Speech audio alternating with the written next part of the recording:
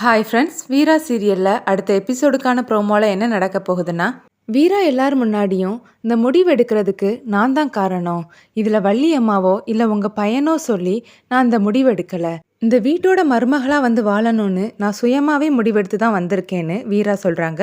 வீரா சொன்னதை கேட்டு கண்மணி ஷாக்காகி நிற்கிறாங்க. அப்புறமா ராமச்சந்திரன் எல்லாரையும் பார்த்து, இங்கே பாருங்க, இந்த வீட்டில் இருக்கக்கூடிய எல்லாரும் இனிமேல் இவங்க கிட்ட பேசக்கூடாது, நான் சொன்னதை மீறி பேசுனீங்கன்னா அப்புறம் என்ன மறந்துருங்க, எக்கேடும் கெட்டு போங்கன்னு சொல்லிட்டு கிளம்பும்போது மாறன் அப்பான்னு சொல்ல ராமச்சந்திரன் கோவமா திரும்பி பார்க்குறாரு.